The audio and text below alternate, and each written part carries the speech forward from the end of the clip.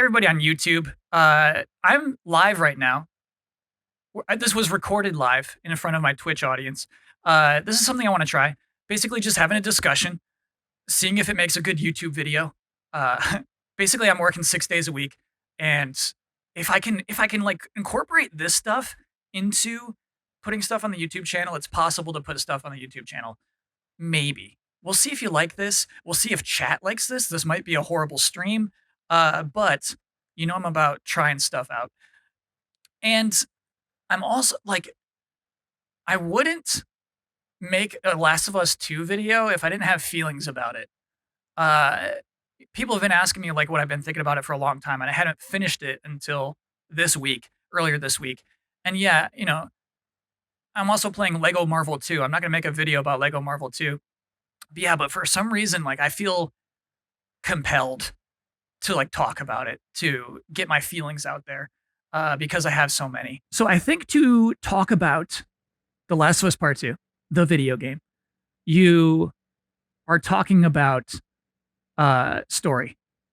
The video game is about shooting zombies and humans, you know, crafting stuff and finding bullets and shooting, getting headshots. Um, which isn't inherently interesting on its own. No, so like most of what I want to talk about, we'll talk about other stuff for sure, but it's obviously storytelling, uh, which is obviously an interest of mine. So the core of storytelling, the one thing you need, the most necessary element of storytelling, is getting your audience to care. Uh, if your audience doesn't care, every other thing you're trying to do won't work because they're not invested.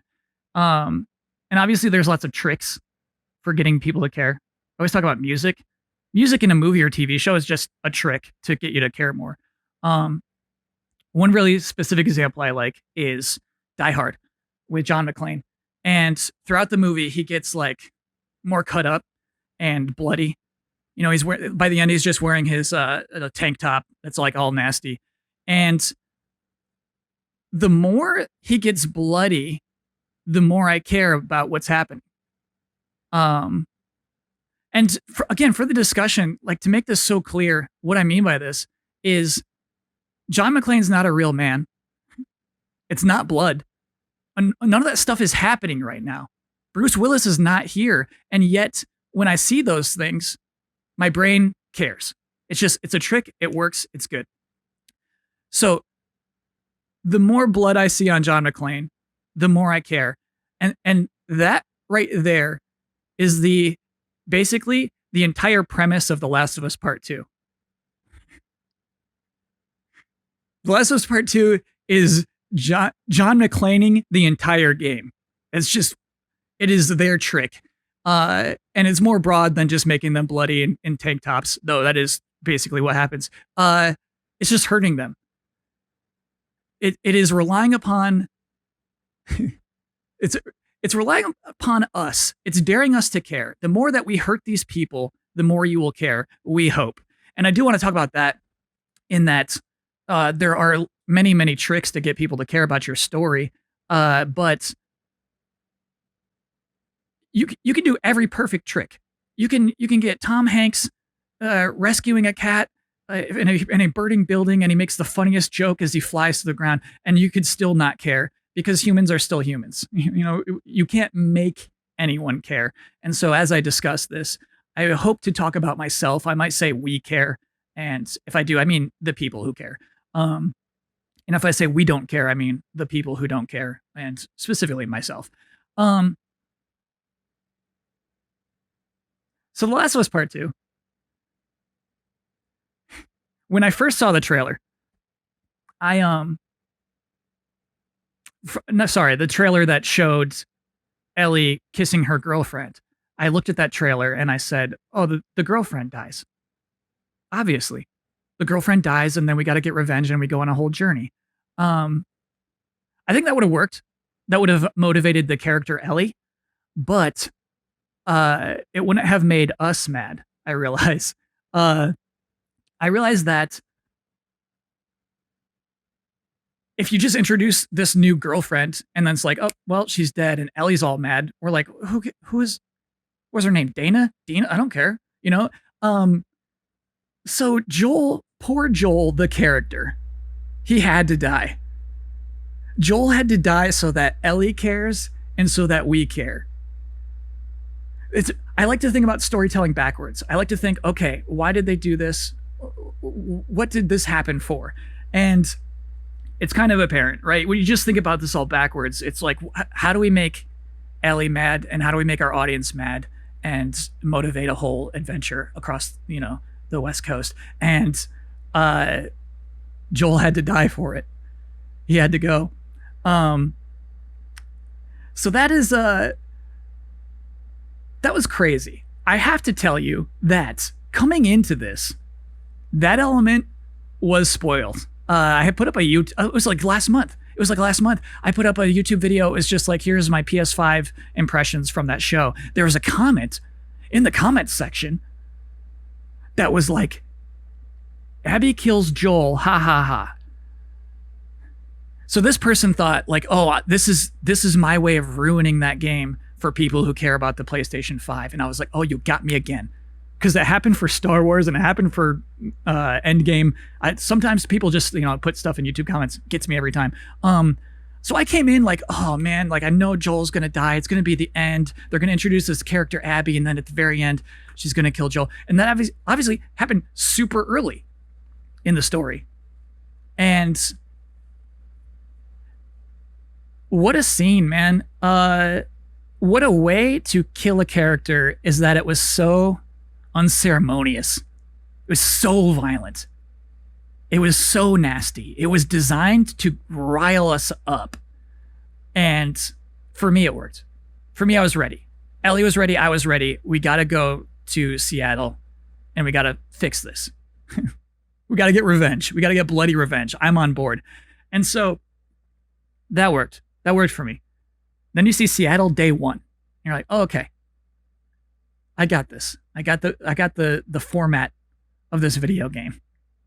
I know that I'm not going to find Abby until at least day 3. There's going to be 2 days of not finding Abby. What's crazy about Seattle day 1 is it's a video game I would have happily played an entire game of, because you have this open environment and you can go in any direction you want to, and it's huge and beautiful, and you can go just in this tiny hole. And if you go in that tiny hole, you find a bank where a botched heist was going on. And if you do that, you're rewarded with a shotgun that you get to use for the rest of the game. Just this section is so cool. You're just marking off stuff off your map. It feels good. It feels light. You're never that intimidated by the infected. It's okay. You know what I just realized? And it's funny it hasn't popped up until this point in the conversation. I do want to talk very quickly about the infected, because The Last of Us Part 1 is a story about zombies took over the world. There's very few humans left. There's a girl who is immune to the zombie disease. And it's about this bad man who takes her across the country so that they can solve this cure. And then obviously they don't. He loves that girl like a daughter. And then that's the story that was told. But that was the motivation. Road trip stuff are kind of easy to tell. Our motivation here has nothing to do with zombies. We're just mad at somebody who killed our dad, basically. And so that's what I thought at this point. I was like, what? Why do we even got zombies in this at this point? Why do you got to make me shoot zombies? We'll talk about that later. But anyway, what I realized though, in hindsight, when I go back thinking about like the design of this game, while I would have happily played an entire game of that, if we go back to storytelling, if we go back to the narrative that they wanted to tell, they couldn't do it any moment after this section. This open section's cool. It's fun. It's light. It is not as directed as other things. But what I do realize and admire is that from that point forward, every scene, we know exactly which direction we need to go in, why we're going in that direction, and where we are going to. What is our endpoint?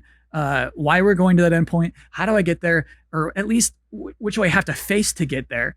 That's apparent in every playable section of this game. It is very impressive. There's no waypoints. There's no little tink, go find Abby in the top of the screen.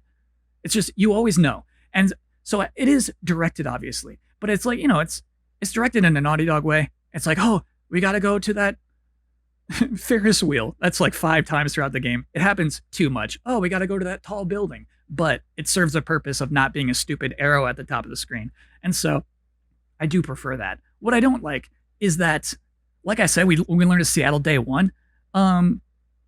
It's low stakes. You know that you're just kind of following a trail of clues that they're laying down for you. You're just kind of moving from one person to the next without many complications happening. You learn more about the wolves and the bad things that they've done. But I would say as a player, you're less motivated through this stuff. You want to at least just get to Abby. So what I like is the end of Seattle Day 2. Ellie tortures a woman straight up. We have to hit the woman's face. We have to press square to hit that woman's face.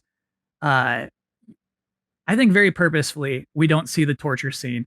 We see Ellie recovering from the torture scene, returning to the theater. And I think this is meant to be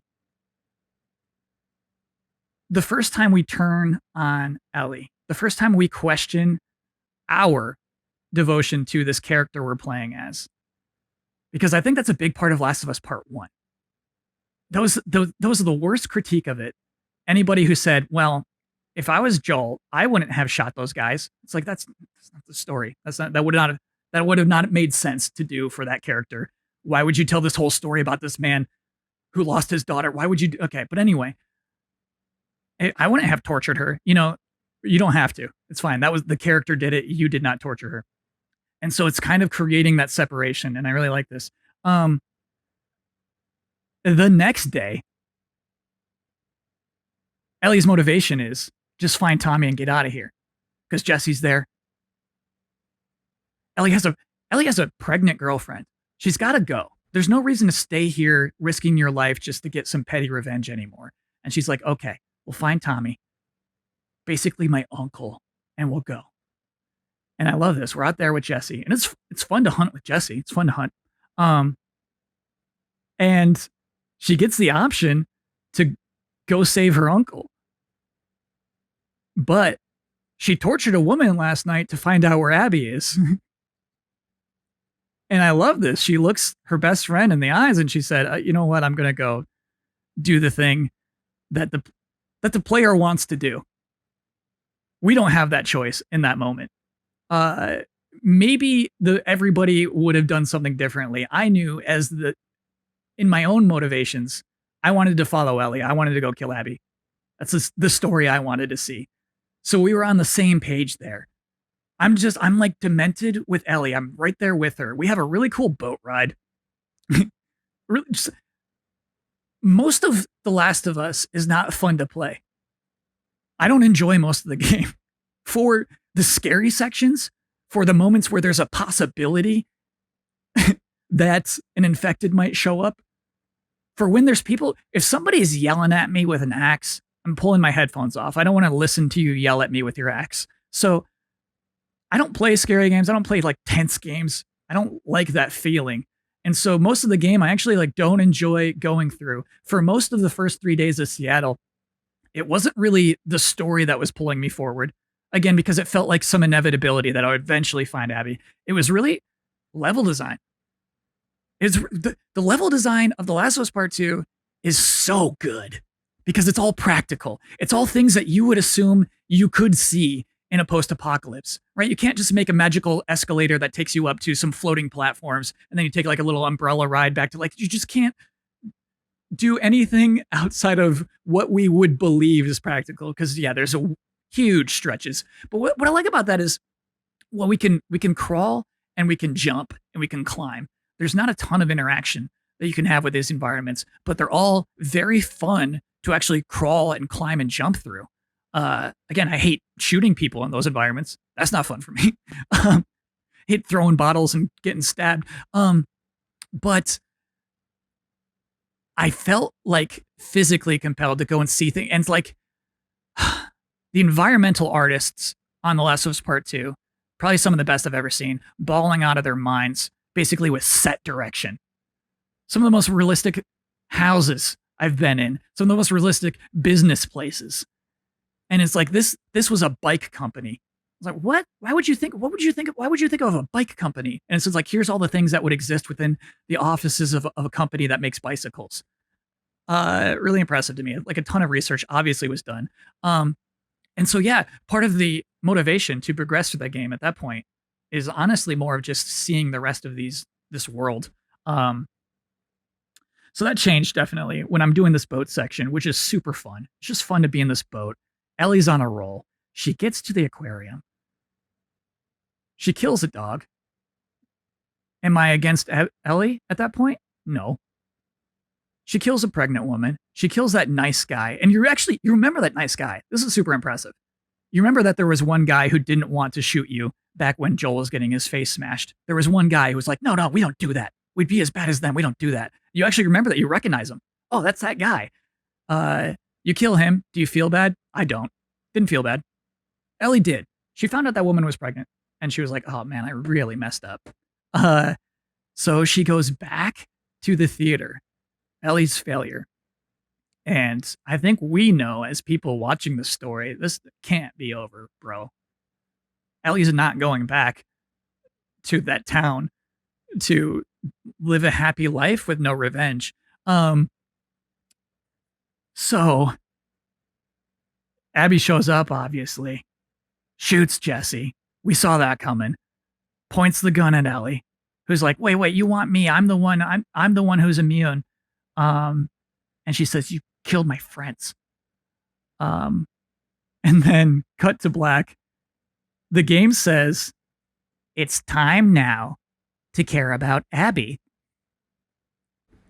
And I'm like, so not on board at that point. At that point, you can think, again, when you're like, why is this happening? What is this? The game's like, now the other side. Do you care about this character now? You know, what if she saved a zebra? Do you like her more? And I'm like, no. I'm like, what if Joel killed her dad, who was the only doctor who could cure the infection? What if that was her dad and she had to see that? I'm like, do you care more about her now? And I said, no. What if the wolves aren't bad guys? What if she's got a cool roommate that she's funny with? Do you care now? No. It's no. Do you want to collect coins now instead of cards? No. Somehow I didn't see this twist coming though. Somehow, despite there being the third trailer, which was starring Abby, I was like, oh yeah, you're obviously playing as Ellie the entire game. Obviously. No, not the case, bud. But yeah, the entire point of this portion forward is, in my mind, designed to get us to care about the other side, to get us to care about this other character. And all of that did not really work for me. You know, I'm still rooting for Ellie. I don't want to like go and shoot her at the end of this story, at the end of Seattle Day 3. But what they also do is they introduce Yara and Lev, these two kids from the worst side. There's wolves, and then there's scars. These are even worse. They're scarier. They're the guys with axes who yell at you. And this works for me. Like, it sucks. Those two characters, this is manipulative. They only exist to get us to like Abby more. Their entire existence is there. If you work this backwards, you'll like this character more if she takes care of these two kids. She risks her life for the other team. And I did. I grew to like them. You're doing this whole, again, this level design is so interesting to me. The hospital run with Lev doesn't make sense for the character to do, but they ask her. She says, I'm feeling guilt right now. It works. That guy who is the nice guy, his name is Owen. You should know this. And also, he and Abby are in love. They're gonna have a little promiscuous sex scene. You're gonna see one more thrust than you thought you were gonna see. But here we are. And so she's feeling bad about that because that guy's got a pregnant girlfriend. Um, so yeah, she's for some reason she's like, I feel so bad. And honestly, I think she feels a little bit of guilt about Joel. Maybe. Everyone treats her like a little bit like, whoa, Abby, I don't like what I saw in you. Anyway, it works. That works as motivation. We grow to like this character. We learn he's a punk. We get to hear him swear for the first time. Lev, I'm talking about. He saves us a bunch of times. The being on top of this tower, this construction tower above Seattle. At first, it's fog. You're like, oh, nice job, N64, and then it like the fog clears out, and it's like, bro, PS4, how do you do it? Like, just insane to be up on that tower. But I also really like design wise the descent from the hotel down to the scariest section of the game. Absolutely headphones off. The basement, ground zero of the hospital. Oh man.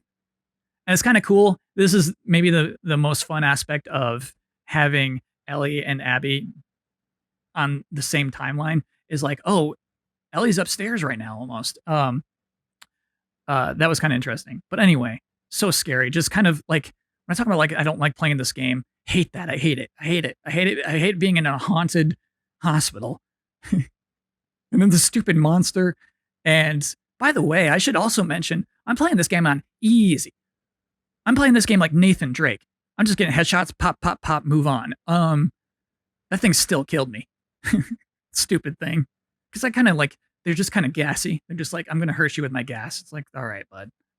I do not like the gassy ones. Just hit me. Just have a tentacle or something that hits me. Don't just kill me with your gas. It's just a fun section, a fun escalation. We kind of want to see the infected digivolve. It's like part of our DNA. It's part of human DNA. You want to see that thing escalate. Like you want to see Super Saiyans find new forms almost. Okay, so you're successfully liking Abby. You're liking what she's doing. She's gonna go to the island of the scars to go protect the life of Lev, who just left. And you're feeling for Lev, you're feeling for Yara. Obviously, this section is insane. The island. Just the rush of like riding the horse on the way out as everything's burning, everybody's dying. Everybody's dying. You fight this guy who's got a lot of HP. And that's another weird thing is basically by this point, I definitely had this weird headcanon where everyone in this world that I've seen, the characters I've met, have basically an X factor. They're basically X-Men. They can absorb bullets better than anyone else. They can throw a bottle and stab somebody better than anybody else. They're superhuman, but nobody acknowledges that, just like nobody says, Ellie, you have brown hair. It's just kind of understood. And that is why like Abby and Manny are so valuable to the Wolves and why Ellie is so valuable to Jackson. So I'm like fighting another mutant basically at the very end of the Scar Island. To me, kind of a low stakes fight. I know I'm going to kill you. I know you're not going to kill Abby right now. Let's get on that boat. Cool section. Abby finds out her friends are dead. Flashback to, well, we get to go into the theater, which is kind of cool moment. We're back to present day. Back to that moment where Abby's pointing the gun at Ellie. She runs away. You chase her backstage. And this is the moment you, the player, have to fight Abby. Sorry, you're Abby. You have to fight Ellie. And I suspect a lot of people did this too. I just let her kill me. I just walked toward her, took all the bullets. What's going to happen? Game's like, no, dude, play the game. Don't get killed. And then like at the next opportunity for Ellie to kill me, I just let her do it. Sorry. I know you worked super hard to get me to care about Abby. I don't. Sorry, bud. I'm still on Ellie's side. And so that's like how I played that. And then obviously this brutal scene, they're John McClaning each other. They're all getting really bloody and bruised. You're supposed to care, right? And Abby gets a chance to kill her girlfriend. It's like, she's pregnant. Don't do that. And Abby gets the chance to be the bigger person and walk away. Like, I never want to see you again. And I thought this was the dumbest game I ever played at this point. At this point, I was like, that's your message. You just wanted to say, what if there's good people on the bad side and bad people on the good side? I was, I'm not furious. I wasn't fuming. I'm like, let's see this epilogue. Because at that point, I was unimpressed, very unimpressed with the point of the story. So this epilogue is nice. This epilogue is Ellie getting everything you should want a fictional character to have. She's got a house, she's got a loving girlfriend, she's got a baby, all this property all to herself. And I don't know if this felt weird at first to everybody. It felt uncomfortable to me from the first second. I'm like looking over my shoulder. I don't feel good here. I wonder if that's the intent. It's not clear to me. I love seeing her room. I love seeing that she's like picking up art and she's becoming really good. She's got some of Joel's carvings on her shelves. It's just so cool. It's like, okay, so this is how this game ends. Happy ending for Ellie, I guess. Okay. And then she has like a mental breakdown. And it's effective. You see a dark corner and you're as scared as she is. This thing falls and you're as freaked out as she is. And I thought we were going to end here. It's like, good ending. Good ending. Ellie's not good. Then Tommy shows up. Tommy's back. Hey, we know where Abby is. And I'm like, oh, boy, we're doing this? Ellie's got the choice again. She can do the right thing. She can be with people she loves and have a happy ending, or she could go get revenge against Abby. And she does it. She goes again. Because she wants to kill this woman for some reason. And I'm impressed. I'm impressed we're going here. I'm impressed by the conflict within the character. Obviously impressed by the writing and acting, but like I'm also, it's what I want to do at this point. I'm like, Ellie, let's go. I don't like staying at this house, Ellie. We gotta go kill her. We gotta go. Okay. So at this point then, the game's presenting you the chance to go kill Abby. They thought, what is the most sympathetic situation we could put Abby in? How can we make you feel even worse for Abby? So she and Lev are together, like taking care of stuff. They have a good rapport now. She cannot find any fireflies. They've clearly been trying for a while. She gets captured and tortured in a place that is not, there's no fireflies in California. It becomes apparent to us in what we learn later. That's just, it's not happening. And she's left for dead. Clearly some very horrible things happened on this compound. We got to rewind though. But anyway, that's their thinking. That's their thinking. What is the worst situation we could put Abby in? Let's make that happen. So we're playing as Ellie again. And not just like we were on the farm. We're picking up nuts and bolts again. We're modifying our guns again. We're finding collector's cards again. And I think this is super important. We are connected with Ellie again, with our goals. You may not have felt like you want to do the same thing she does on the farm, but right now when you are, shooting bad guys, the worst bad guys, these SoCal sunglasses boys, you're on board. Like these guys, they all gotta go. And so this section isn't necessarily hard. It's not necessarily more interesting than anything that happened in Seattle, level design wise, visually. It's basically to get us to play as Ellie again, get us back in that groove of things.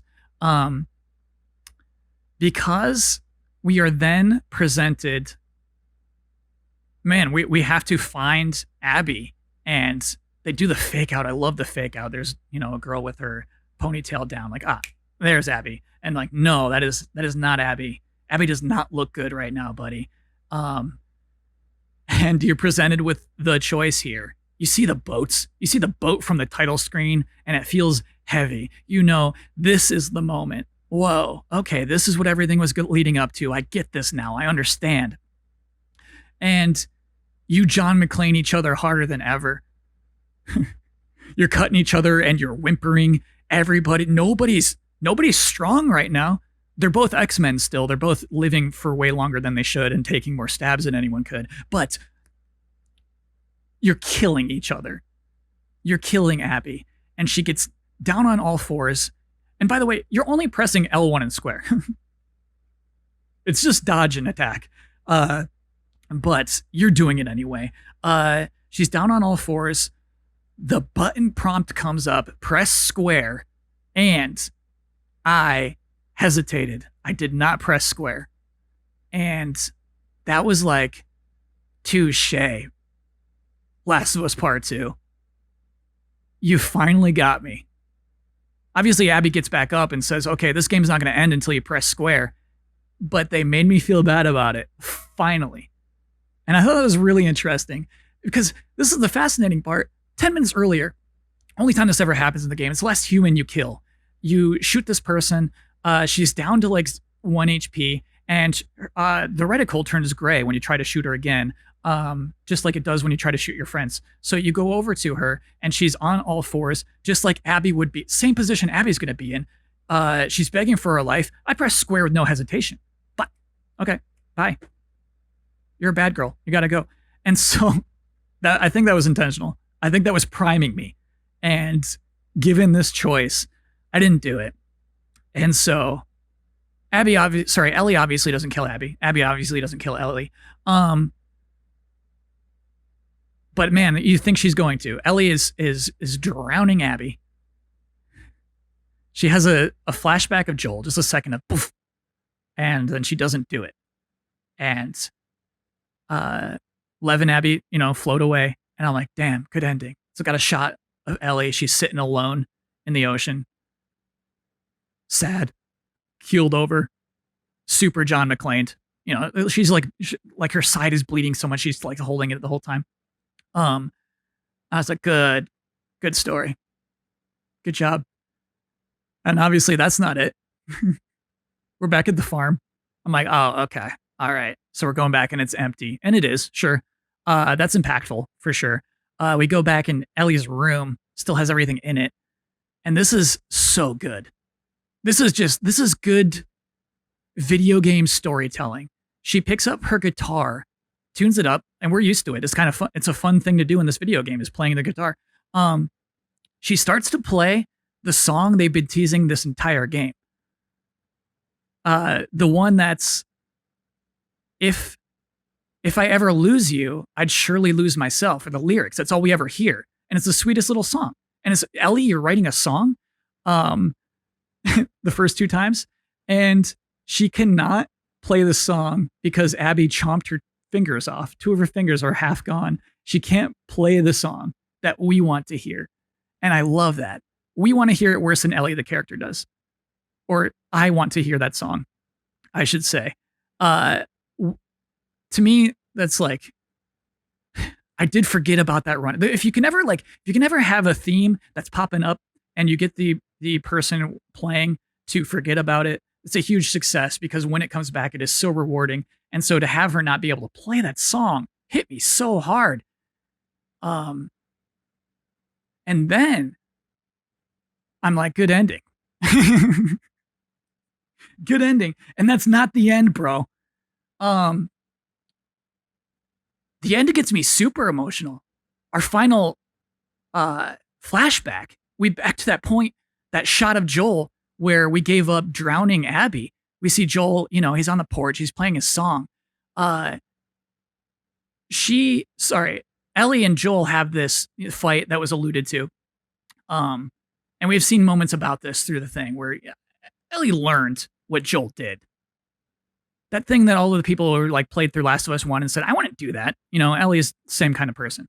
But she says this line that hits like a ton of bricks. She says something like, you robbed me of the chance to have an important life, to have my life mean something. And then I'm like, oh, this had to be a zombie game. This story had to be a zombie story. Like it hit me so hard because Ellie, this entire time, has been living with unfathomable survivor's guilt. You can't imagine being the savior for humanity and not being able to be that anymore. That is, you have to live up to that. That is the expectation on you. And it didn't hit me until that point. They've been hinting at it at that point. She was obviously mad about it before then, but to just blurt that out hit me. And then she says to Joel, I don't think I can forgive you. Pause, but I'll try. And he says, that'd be nice. He says, that'd be nice. And that hits me even harder. I'm finally crying because Joel asks for nothing. It's not like he's not that kind of guy. He doesn't want anything from anyone, but he's willing to tell Abby he wants her forgiveness that bad. He's willing to say, yeah, it'd be nice. You know that he wants Ellie's forgiveness. Boy, it hits me so hard. And flashback, back to present day. Ellie sets that guitar down, walks away. Like, good ending, bro. Because you should know this about me. I think I care so much about endings. I overvalue endings. Endings are, to me, the point of a whole story or the point of a whole video game. I think a good ending can save a bad game, and a bad ending can ruin a great game. And this was a great ending in my book. They took me on this. I thought I knew. I thought I knew their sloppy, cute little message. Hey, you're going to care about Abby. And that's not the case. The story is about Ellie. That's clearly what they wanted to tell the entire time. Ellie has this self-hatred for not being worthy, but she has this love for Joel. It is why she does this whole thing. Like I said that Lev exists to make Abby look better. He does. And it works. Abby looks like a better person because Lev exists. If he didn't show up, we would just not like Abby as much. Abby exists to stress how much Ellie's violent love for Joel, what Ellie is like, what she will do. That love mattered more than her actual love, more than, having a nice girlfriend and a nice baby on a nice house. She clearly forgave Joel.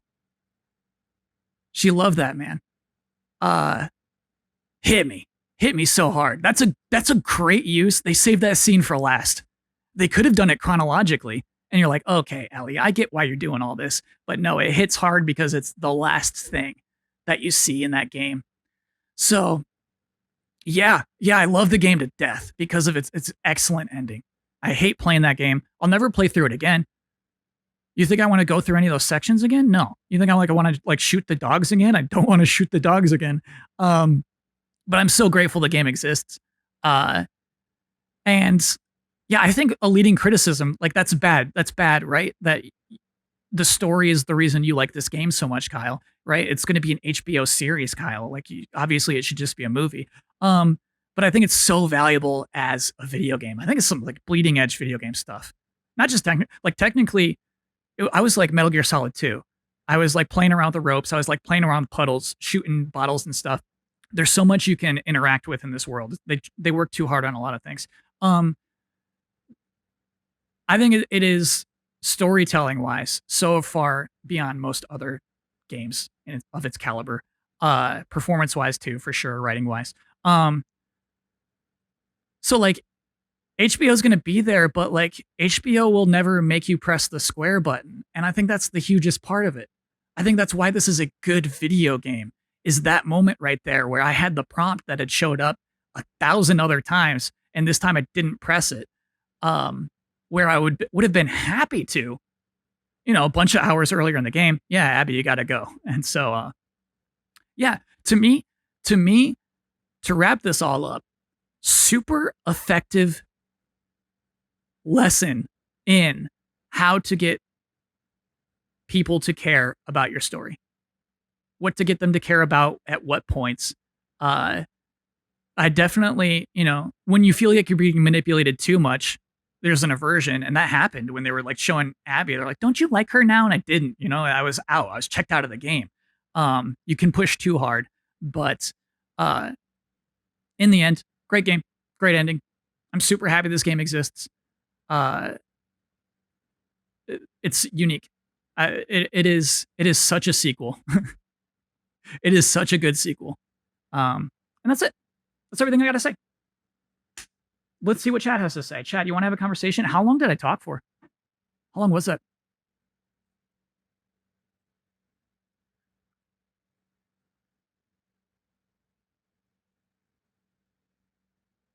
You forgot to put the spoilers banner up. I know.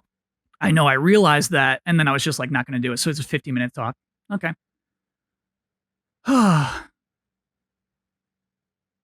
That was a long talk then. That was kind of what I was scared of doing, is just talking for a super long time. But yeah, that's basically how'd you feel about the sniper scene? I forgot to talk about that because that is, again, they're just putting in reasons for you to care about Tommy. Tommy letting Ellie use his sniper rifle and teaching her how to snipe, that only is there. We already know how to snipe. That's only there to make us like that character more. Again, it's like manipulative, right? But it's a fun scene, and it's a video game, and you get to shoot zombies in the head. So it's great. It exists for a great reason.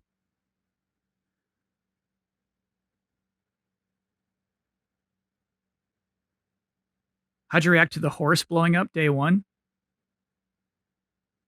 How many horses do you think I've seen blow up? Chad, I've seen a lot of horses blow up. Yeah. To be honest with you, to be straight with you, I come into a story like this assuming most people are going to die. So yeah, like when Manny gets shot in the face, that should hit you really hard, but you kill too many people. I think that's a huge problem with games like this. It's like they're X-Men, right? Why am I kill I would rather play a Last of Us where Ellie kills 5 people instead of 75. Absolutely, I would rather play that. I think they got to make a video game, and I think that's why we have waves of enemies and waves of zombies, things like that.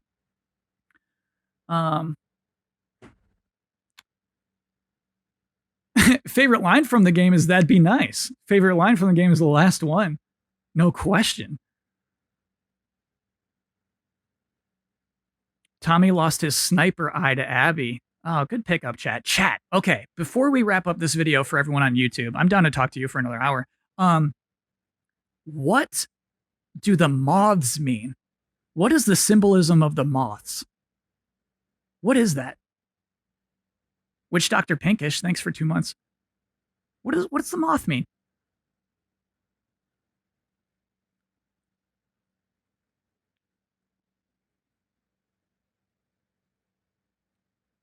Death?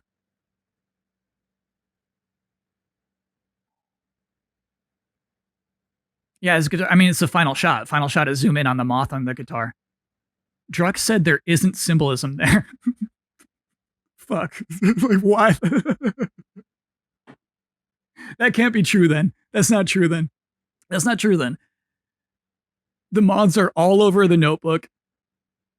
They're in the loading screen, and they're on that guitar. You don't get to say there's no symbolism.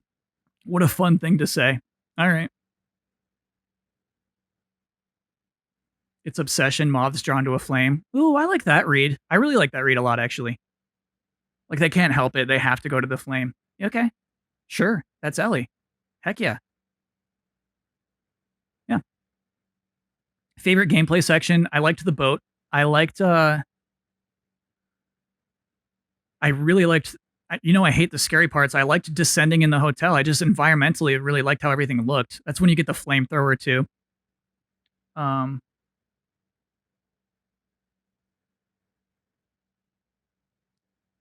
And I liked Santa Barbara, dude. I was just down. I was down to be in Santa Barbara and kill the SoCal scumbags.